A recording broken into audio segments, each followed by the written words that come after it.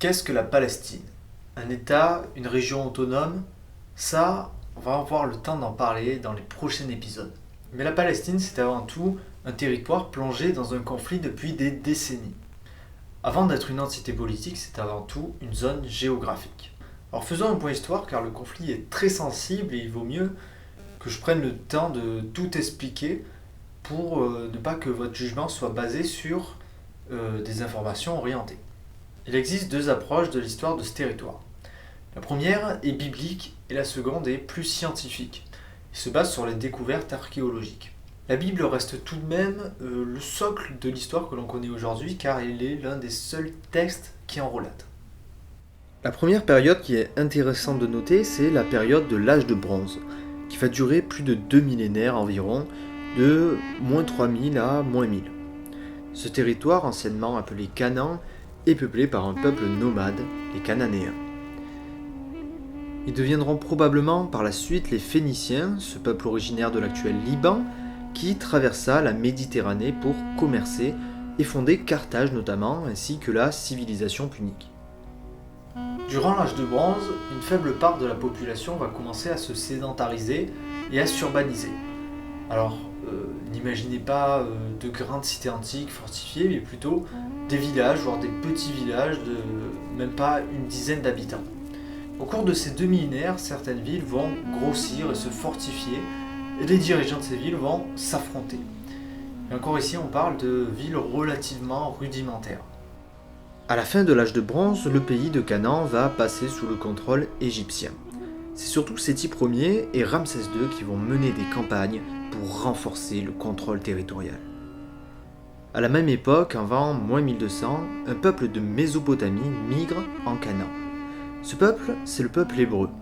Ce sont des bergers nomades qui se sont installés au milieu des Cananéens et auraient vécu avec eux en harmonie. Ils seraient les premiers Israélites. Du moins, c'est ce qu'atteste la stèle de Menrapta, datant de moins 1210. Les écrits présents sur la stèle qualifient les Hébreux de peuple d'Israël.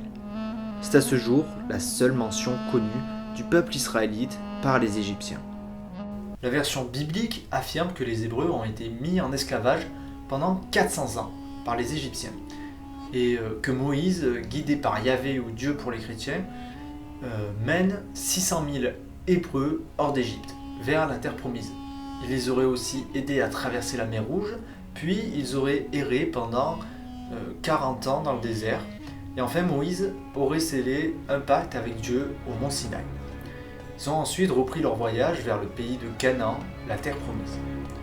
Une fois arrivés en pays de Canaan, les Hébreux se sont battus durant des années et ont conquis le territoire. Aujourd'hui, toute l'histoire biblique est réfutée par les historiens, car rien dans les archives égyptiennes ne prouve la présence d'Hébreux esclaves dans l'Égypte antique. Aucune trace des Juifs autour du mont Sinaï n'a été retrouvée, et surtout à cette époque, le pays de Canaan était un territoire égyptien. Donc ils ne pouvaient pas fuir les Égyptiens en se réfugiant dans un territoire égyptien. Ça n'a pas de sens. Les historiens estiment que les Hébreux devaient être sur place, mais c'était un peuple de bergers peu puissants qui n'avait pas à cette époque conquis les cités cananéennes. Néanmoins, au fil des siècles, la communauté juive grandit de plus en plus dans le pays de Canaan et devient majoritaire dans le royaume d'Israël et le royaume de Juda. Puis, aux alentours du 6e siècle avant Jésus-Christ, commencent les conquêtes du pays de Canaan. Ce sont les grandes civilisations antiques qui sont à l'origine de ces conquêtes. Les Babyloniens, les Perses, les Grecs, puis les Romains. C'est lorsque les Romains occupent le pays de Canaan qu'ils renomment le territoire la Palestine. Jusqu'en 634, la Palestine va être sous domination romaine. Pendant la domination romaine de la Palestine, les Juifs vont être persécutés par l'Église. Des persécutions qui se poursuivent après la division de l'Empire, car Byzance veut réduire l'influence juive, notamment à Jérusalem, qui est la ville sainte chrétienne. Enfin, en 634, ce sont les Arabes qui libèrent les Juifs des chrétiens.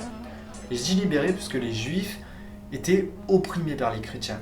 Et lorsque les Arabes arrivent, les Juifs vont les accueillir avec joie comme les libérateurs et vont par la suite beaucoup mieux vivre. Les Juifs vont commencer à abandonner le milieu paysan pour devenir marchands ou artisans. Dès le XIIe siècle, les chrétiens reprennent par les croisades Jérusalem. Ils vont alors réinterdire Jérusalem aux Juifs et recommencer les oppressions et les massacres envers les Juifs. La Palestine va ensuite être envahie et massacrée par les Mongols qui détruisent Jérusalem, puis les Mamelouks. À chaque nouvelle invasion, les Juifs émigrent dans d'autres pays et créent une diaspora dans le monde. Enfin, la Palestine est annexée par les Ottomans en 1517. La situation des Juifs oscille alors entre tolérance et politique antisémite selon la période.